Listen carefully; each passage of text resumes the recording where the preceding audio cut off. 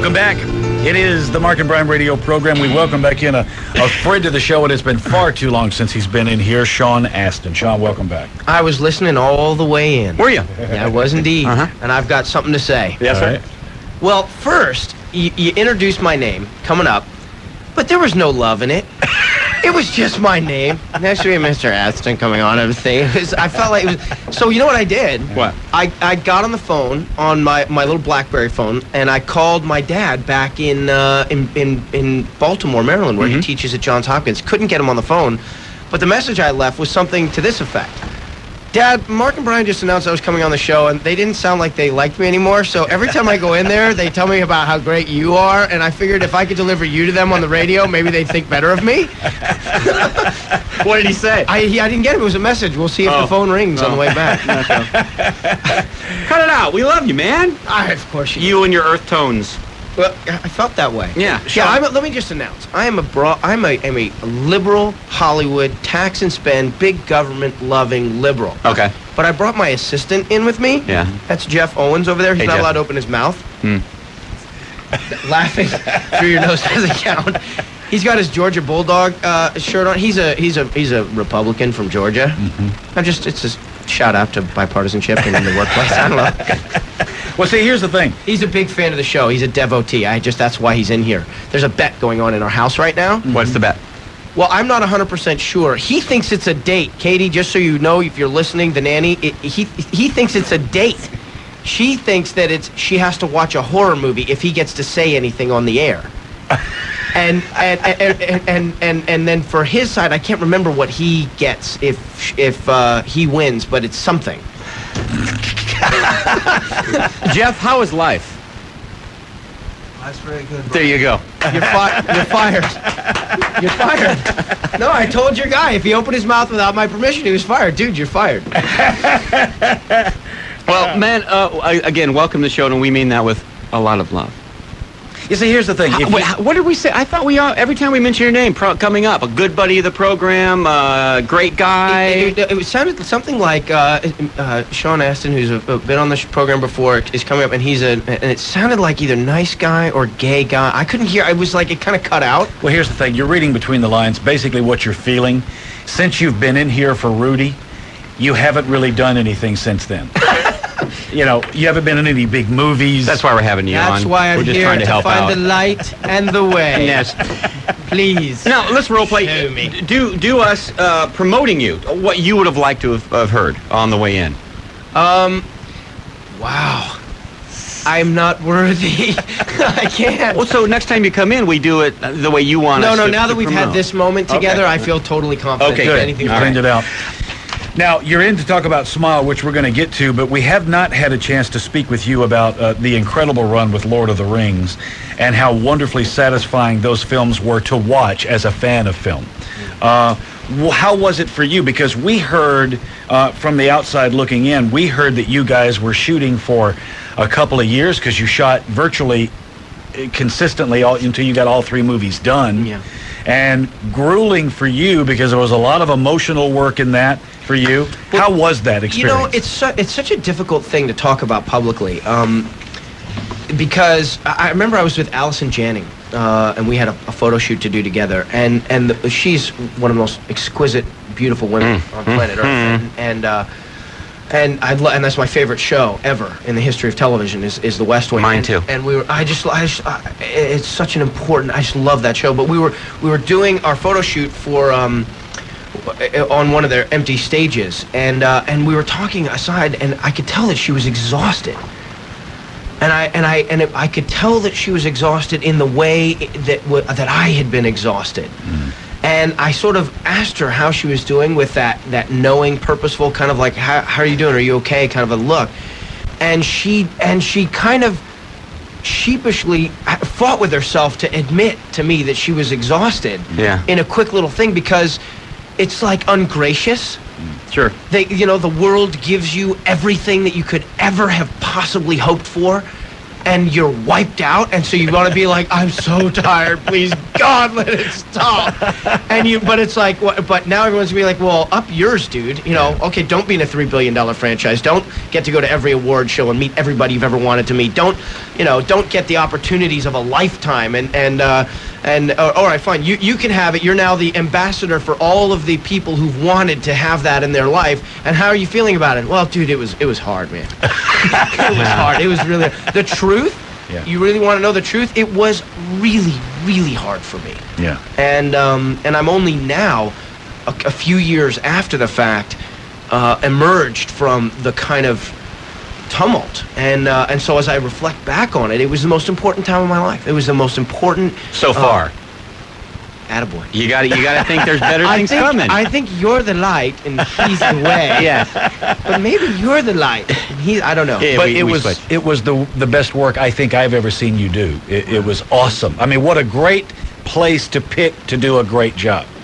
Well, you know, every time I talk about spirituality or God or anything like that, I end up Exhausted.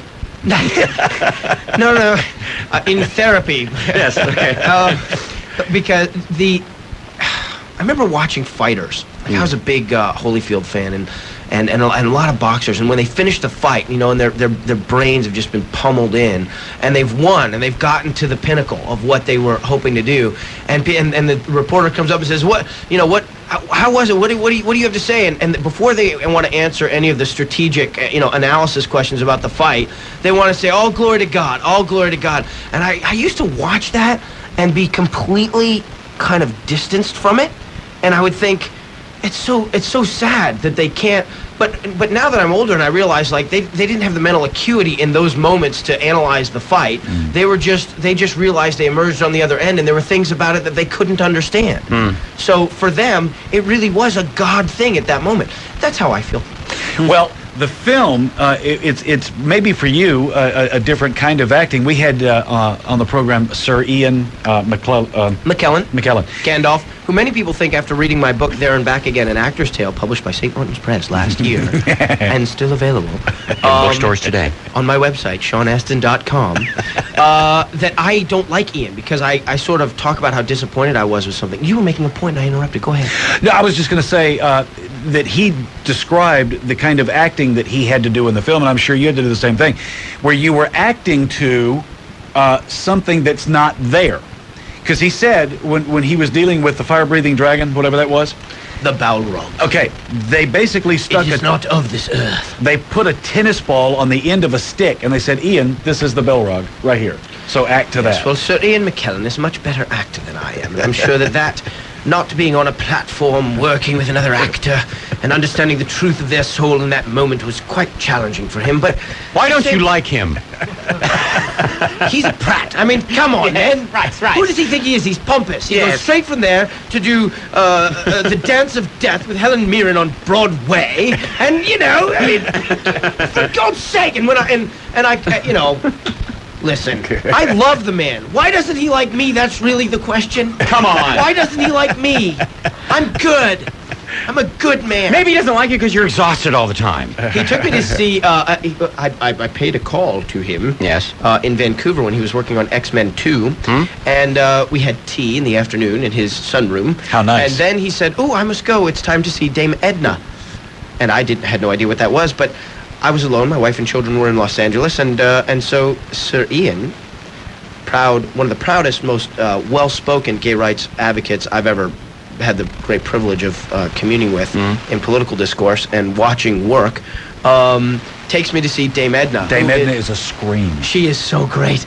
She's oh, puppets, hello, up there in the little people seats, hello. I love it. I love it. So anyway, so Ian is my friend. I consider him a friend. I love him very much, and I like him very much, and I want to be more worthy of being in his company. And as to your question about acting, on Lord of the Rings, you get to go into an imaginative space with that piece of tape or that tennis ball. And to harness it and to get good at it takes nothing more than wanting to. A vivid imagination. And making the choice to do it. Peter Jackson was on the show. How did you find Peter Jackson? Did you guys get along pretty well? Was he a slave driver, or did you inspired or intimidate? He's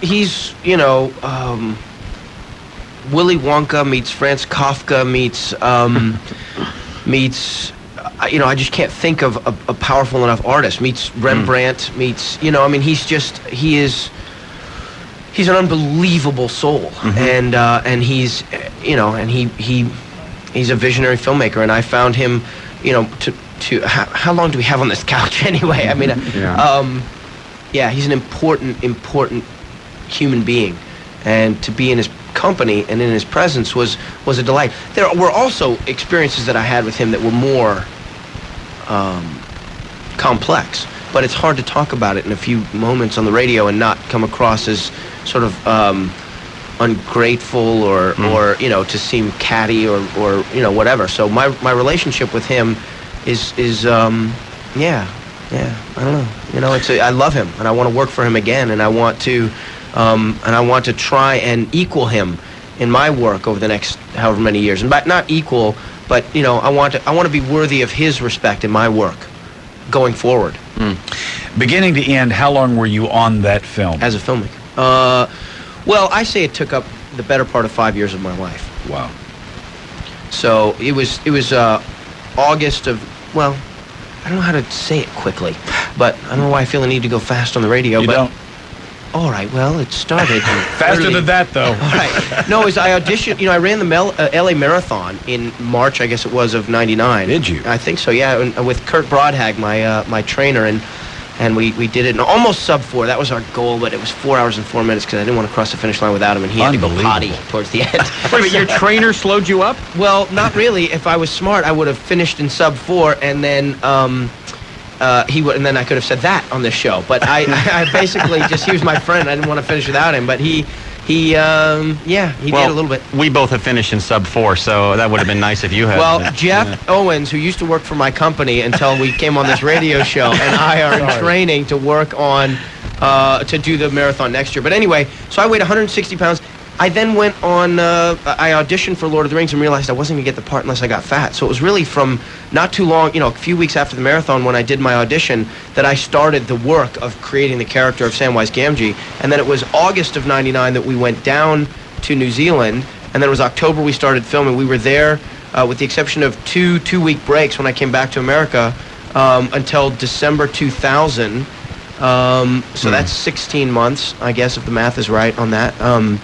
There's people in their car right now who are like, going, no, it's 14 and a half months, No, we get those calls all the time.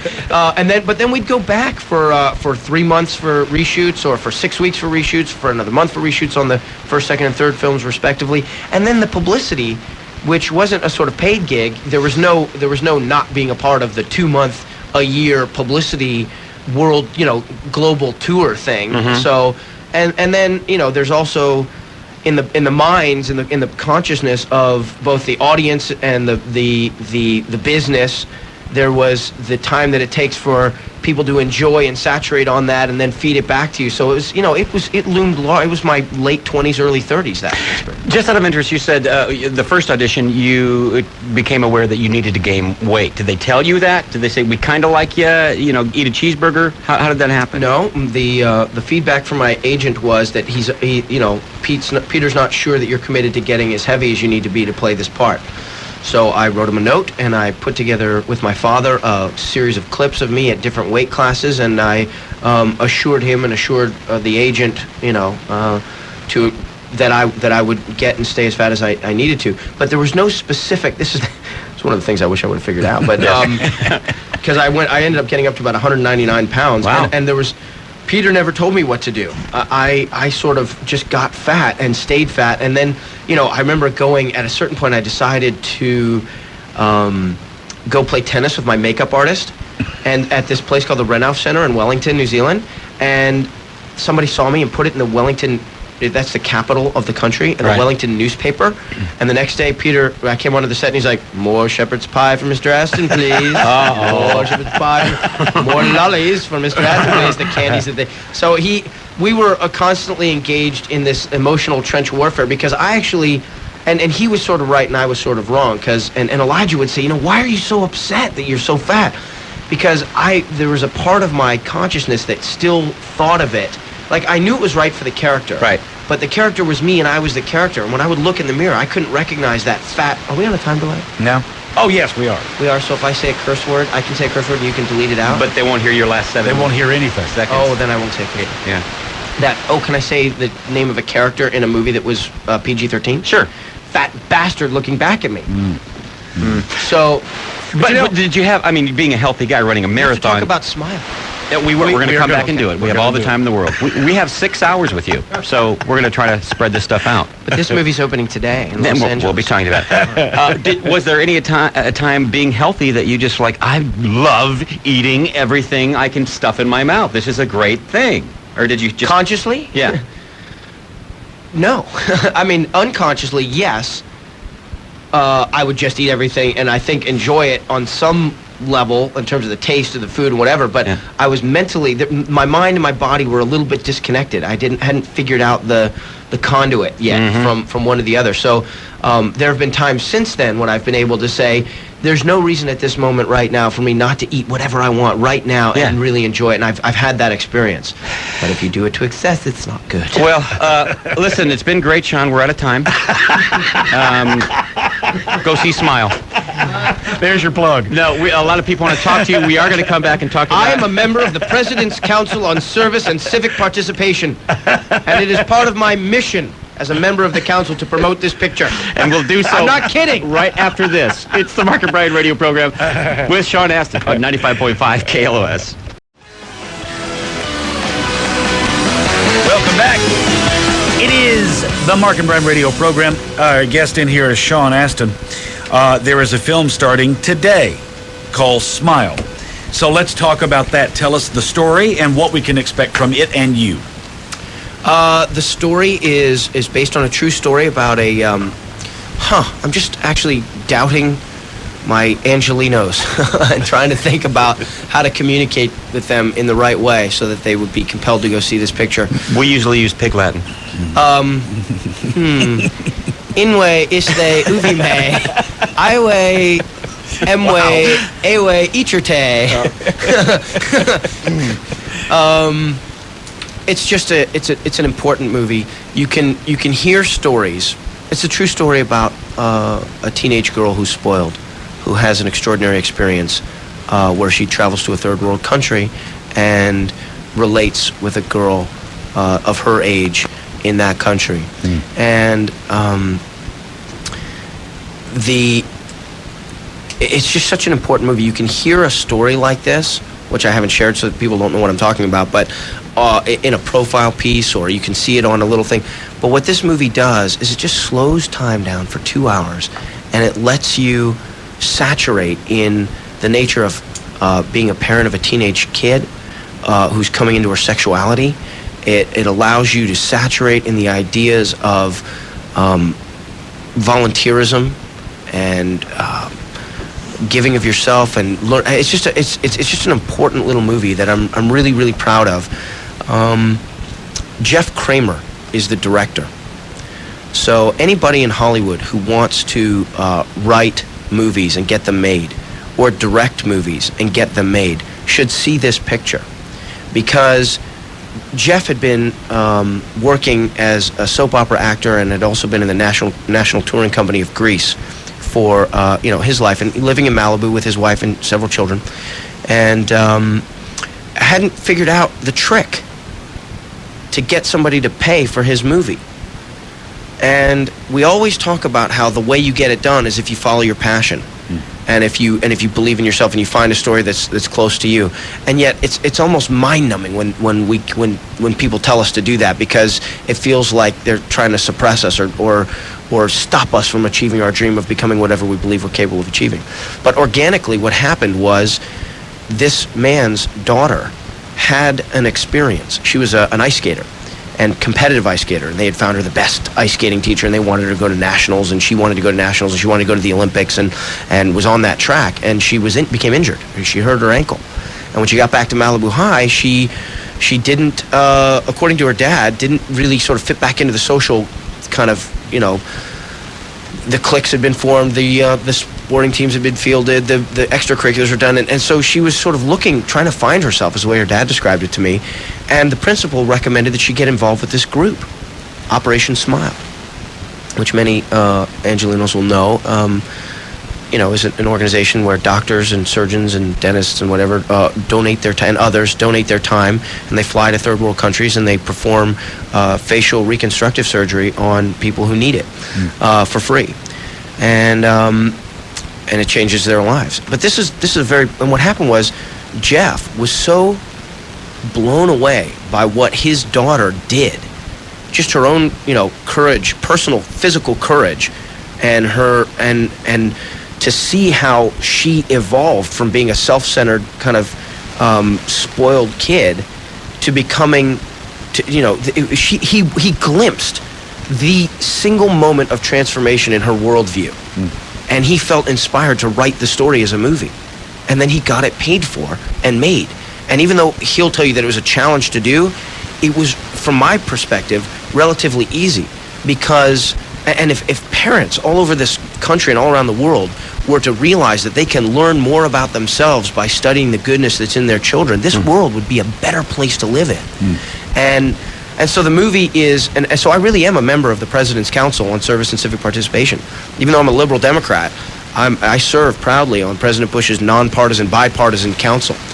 Our honorary co-chairs are Senator Bob Dole and Senator John Glenn. The chairman of the council is Darrell Green, the president of the council. And then there are 26 of us. Richard Parsons, chairman of Time Warner.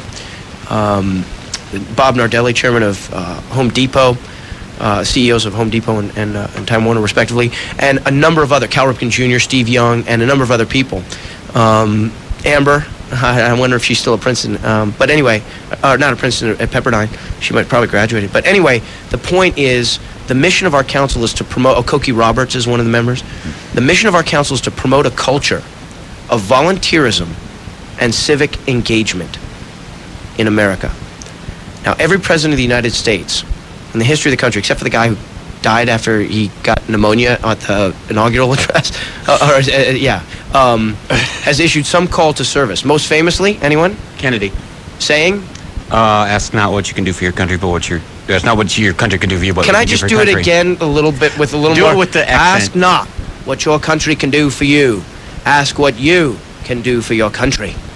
And President Bush, in his 2002 State of the Union speech, I'm just feeling this well up of wanting to attack my liberal brothers in Hollywood. But what I'll say is that President Bush issued a call to service to all Americans to donate 2,000 hours of their lifetime, over the course of their lifetime, to some sort of volunteer or civic engagement. That also means you can run for office from another party, and you can probably count that time. But anyway, be that as it may, I see my professional work as an actor in this picture as having been rendered in 2 days in work in Malibu.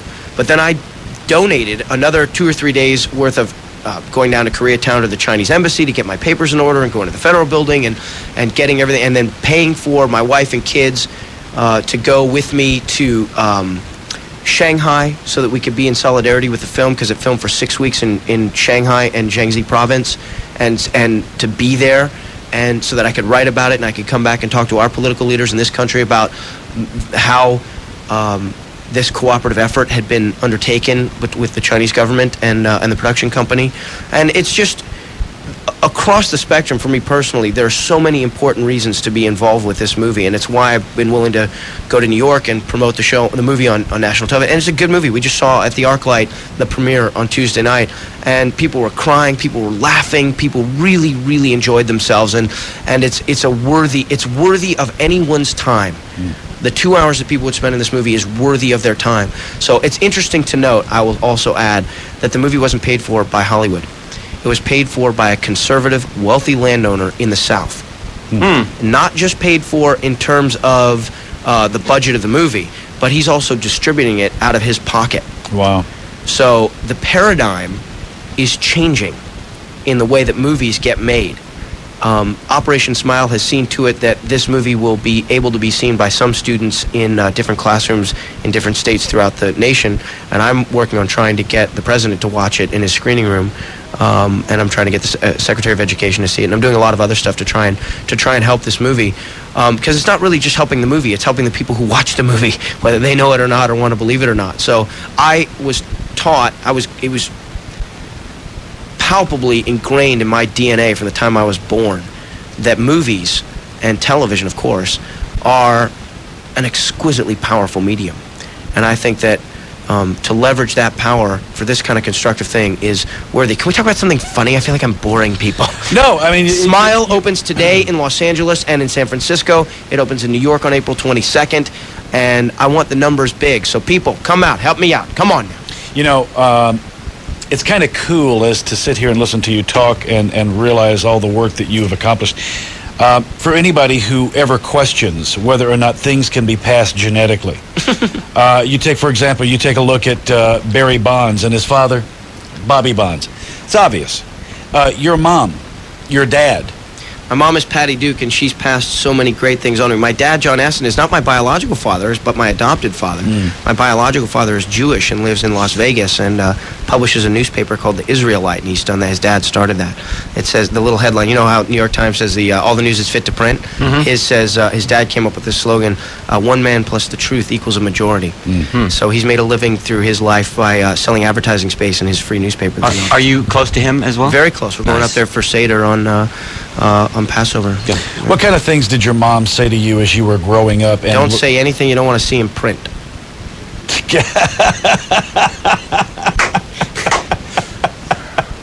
Words of wisdom from Patty.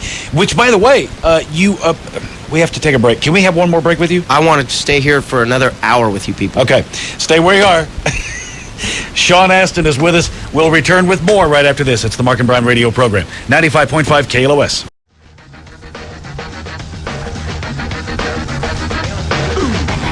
Welcome back.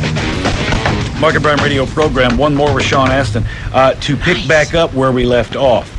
Your mom, Patty Duke, is one of our great actors. She's in Los Angeles presently. Hi, Patty. Now, I don't know what she had to say to you as you were growing up and started to show an interest in the business of Hollywood. But there's a film coming up where you work with your mom. Yes. Tell us a little bit about what that was like to look across at your mom and work with her in that way. Well, it was one of the most fun art imitating life experiences. I always seem to find them in everything I do, but to be with my mom for the third time. First time I was 8. Second time I was in Philadelphia, and I called her and said, Mom, I'm doing a little independent film about 4 guys who fall in love with the same girl, and they all agree not to date her, but each one secretly does. She gets pregnant. They each think they're the father, and the delivery scene, they need the doctor, and it's tomorrow. Can you get on a red eye? $5,000? $5,000? So she gets on the plane, and she comes there, and she does that scene, and it was so fast, and we had a lovely date the night before, or the night after we filmed the scene, and it was insane. I remember her finger got pinched on the gurney when we were rolling the Gabrielle Anwar into the thing. So, but to actually have a few days in Portland, Oregon, with this movie that we filmed as with the title Caught in the Act and was released as Bigger Than the Sky. And by the way, I hosted a thing on my website where we were going to give away posters for that movie, and the posters are coming to me, and the winners of the competition will be getting them shortly. So, but anyway, it was great. It was great. It was so much fun. My mom, but it was right during the presidential campaign, and I was campaigning with Kerry, and he came to town. We were staying at the Governor Hotel, and I was walking with my mom down the street, and we saw like an 80-year-old woman with a sandwich board that said volunteers needed for John Kerry's speech, and it was at Pioneer Square. And I go, Ma, Kerry's coming tomorrow. She goes, yeah? I go, I gotta go. So I go, and I ended up going on stage with him and Howard Dean, and then Senator Kerry invited me to dinner with them, and I had dinner with them, and then I invited my mom to meet, to introduce the two of them at a fundraiser, and then I went the next morning because I wasn't working to Seattle with him, and I went to this community college with him, and I did all this stuff with him. And then I had to fly back to see my kids and go to the soccer game in Los Angeles with my 8-year-old, and then I had to fly back and do this other thing. So finally my mom sits me down and she goes, Sean, this flitting around you're doing doesn't work for me. I took this movie so that I could spend time with you. I took this movie so that we could work together. I was like, well, you didn't tell me that. I thought you just wanted to be in the movie. I love you, and we have scenes today, so let's really embrace the moment where we're in these scenes. And Sean, where the hell is my $5,000? Oh, she was paid. She was paid. Okay, good. Mama, no, this is important for reasons that I can't go into right now. But anybody who's ever been in business with my mom and has tried to do her wrong knows that my mother always gets paid what she's owed. I love to hear those stories. You can have the Bush family power corridor, but Patty Duke and Sean Astin are a force to be reckoned with, and we know people. By God.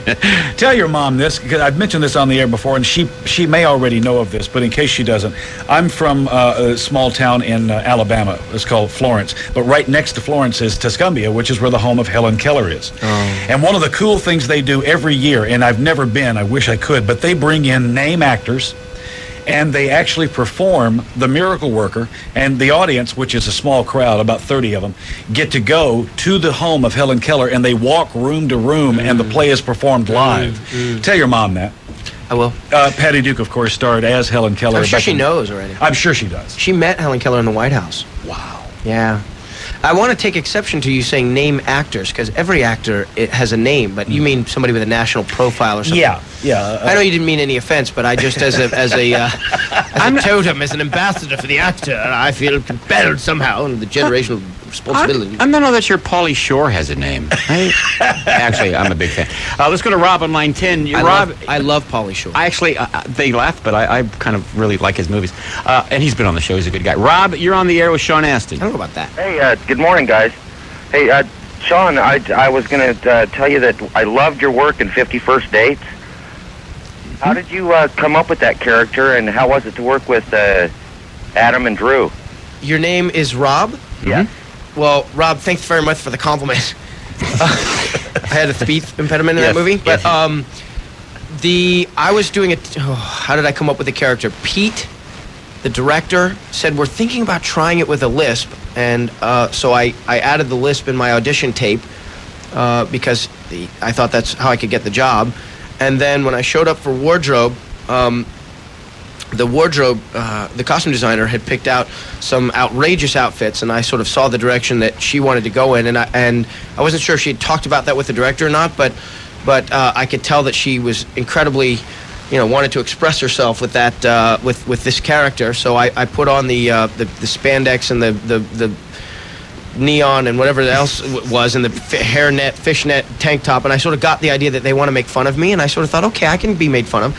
And then when we were on the set, Adam Sandler, who had so internalized and loved the character that he created in his mind and had put on the page in his rewrites, that he would just whisper sweet nothings in my ear between every take and tell me what to do, and I would just do what Adam wanted me to do, and that's how that character was created. And there's another movie coming up that I just met with the director on. That's Adam's next picture. So I'm hoping that I've become a part of the ensemble now, and I think I have. I love that stable of actors in his ensemble. Yeah.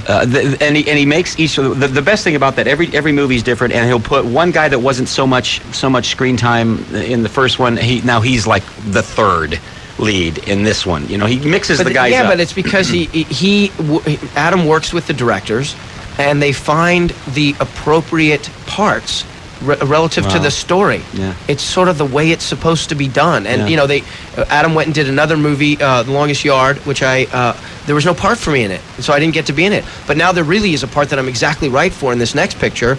And so the agent said, well, he wants you to meet with the director, and I went and met with the director, and I got the distinct impression that it was just a question of working out schedules and everything else. So it's true when people say he seems like he's loyal to his people. Yeah, it's true, and I'm sure that requires a reciprocal loyalty to Adam, which I feel in my heart. So it's just he's sort of demonstrating what's possible. Mm-hmm. There's another film here that is on your schedule, and it's called Elvis Has Left the Building. You did with Kim Basinger. Yeah, I just heard from a good friend of mine, Mary Jo Slater, Christian Slater's mom, and one of the best casting directors in the business.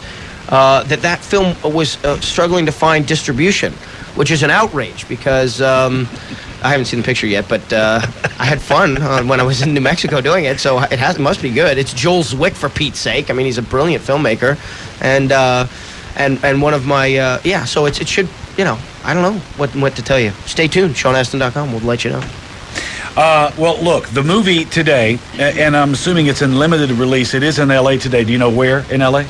Nope. Which theater? Nope. All right. Well, look for it. Smile is the name of it. Sean is passionate about this particular film and his involvement in it. And it's been far too long since you were in here in the program. Let's not make it be as long as it was before your next Can you visit. make some of the competition questions a little easier for me? Because my assistant always beats me in the car when we're playing, and I don't like that. Oh, the game, the Yeah. trivia game. Did you kick ass, Jeff? Yeah, it was a good day. He beat me by 1. But I beat Steve by 2. Love the fact you were playing. Now, do you yell your names when you're playing along, or where's your buzzers? He told me I was disqualified because I didn't yell the name, like I did the name second and not first. And he said, this is not Jeopardy. This is, you have to say the name. He taught me everything. Yeah, he he told me does. you were going to ask me how much money is in my pocket. Oh, well, we haven't done that. We can do that if you can do it in 1 minute. Okay, Yep. let's take, before you pull it out, real quick, we call this What's Sean Carrying? Frankie? I'll just say quickly, and even $200. $200. Mark? He's proud of it. I'm going to say 300. 300. I'm going to go the other way because he is proud, and he's. I think he's got $35 on him. All right. What you got? Kelly, you want to guess? Yeah, he's ready for anything and everything. I think he's got a bankroll. I think he's got about Roll. $460. All right, pull it out. Is that a bar of gold? He pulls out a bar of gold. U.S. Mint Service, Fort Knox. Thank you from a grateful nation. U.S. Army. This is the first time a celebrity's ever pulled out a bar of gold. Never had that before. That was given to me by General Tucker, who asked me to give the keynote speech at the Armor Ball in Fort Knox, Kentucky, a couple weeks ago. Well, let's see who won. Yeah, Frankie said gold bar. Way to go, Frankie. Thank you. Yeah. Never had that before. Let me just say this. I've served as a civilian aide to the Secretary of the Army from Los Angeles since 1995, appointed by Togo West. My name was put forward by Todd Weiler, who was a Cobra pilot in the first Gulf War. And I've been proud to support our servicemen and women for that time in that, Good deal. In that capacity. Good deal. Get yourself back in here sooner than you did the last You guys rock, man! There it is. Can we have that? Yeah. Thanks. We'll be right back here on the Market Price Radio program. Get back to me when 95.5. we meet with John. All right, you got it. John Wells, we're coming.